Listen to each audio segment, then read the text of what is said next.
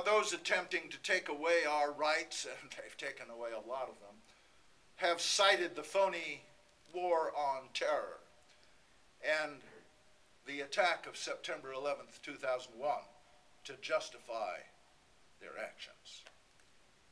But there is evidence of a massive cover-up with respect to 9/11 itself. The official 9/11 report, tightly controlled by the Bush White House, amounts to a little bit of whitewash. I've talked to both Congressman Hamilton and Governor Cade, and they both admit there are outright falsehoods in the final report, which they had no control over. When combined with the confiscation of audio tapes, videotapes, black boxes, and other evidence by the FBI, it is clear that regardless of who was responsible for 9/11, the subsequent cover-up was itself a conspiracy involving elements of the White House and the intelligence establishment. The American people have still not been told who was really responsible for 9/11. And Cade and Hamilton both say that wasn't their job. They not only weren't told to do that, they were specifically told not to. Dedicated researchers have proven that 9/11 could not have happened the way the Bush administration said it did. I'm an old interceptor pilot. I've done the drill. I know how long it takes. Hijacked airliners do not fly around for an hour and 40 minutes without being intercepted, unless our air defense system was deliberately sabotaged. Indestructible black boxes, and by the way, they're not really black, they're bright orange, but never mind.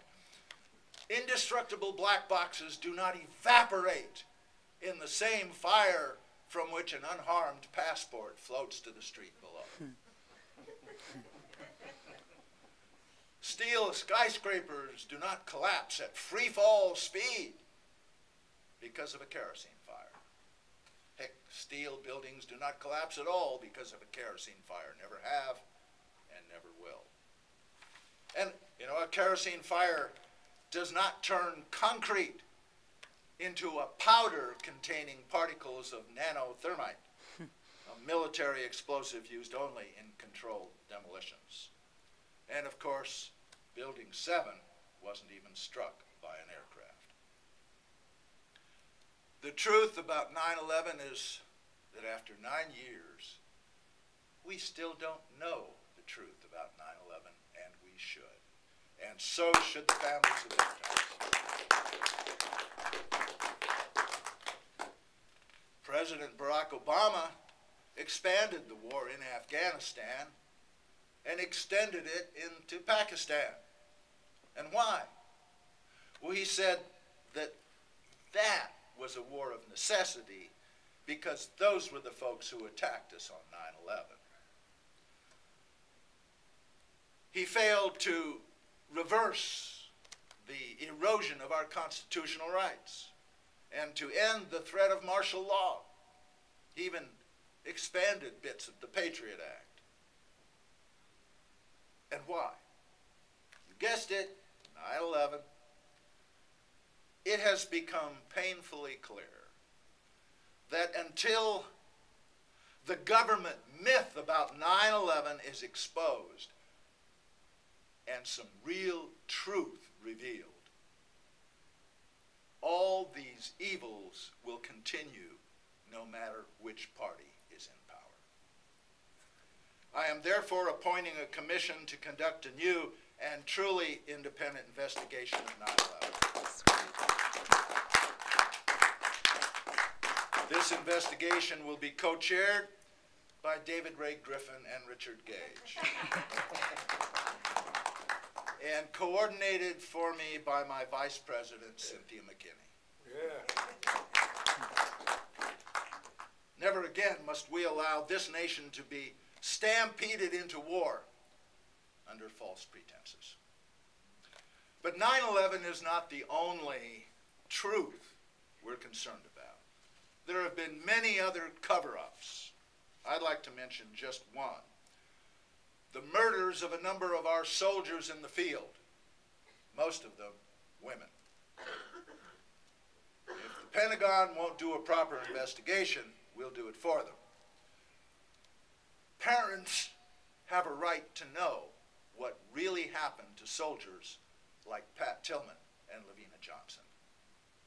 Now, most Americans have heard of Pat Tillman, football star turned war hero turned conscientious objector. He was supposedly killed accidentally by friendly fire. Believe me, there is nothing friendly about a barrage of bullets fired from less than 10 feet. The forensic evidence indicates that Pat Tillman was deliberately fragged because he turned against the war.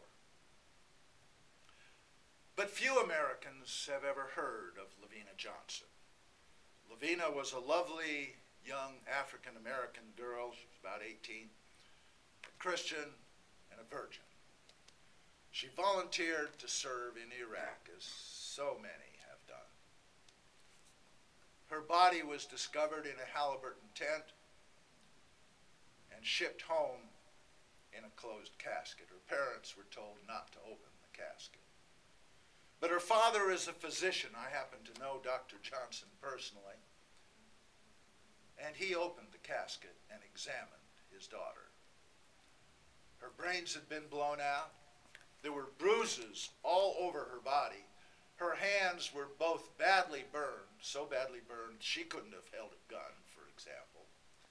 And acid had been poured on her genitals in an apparent attempt to destroy DNA evidence. Oh, by the way, the Army has ruled it a suicide. Now listen very carefully. A government that honors the truth must uncover the truth and then tell the truth. And that's what we're going to do. Now, we have at times, including I think the last several years, had a government with bad policies. But we're a good people. What we have long needed is a government that reflects the values and goodness of the American people.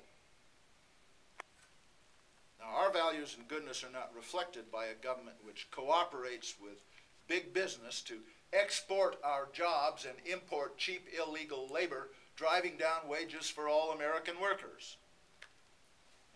They don't want you to know this, but in spite of soaring productivity, real wages in this country today are a third of what they were in the 1950s. A third. If worker pay had kept up with executive pay, the typical worker would be making $1.2 million a year. Wow. And the minimum wage would be $217 an hour.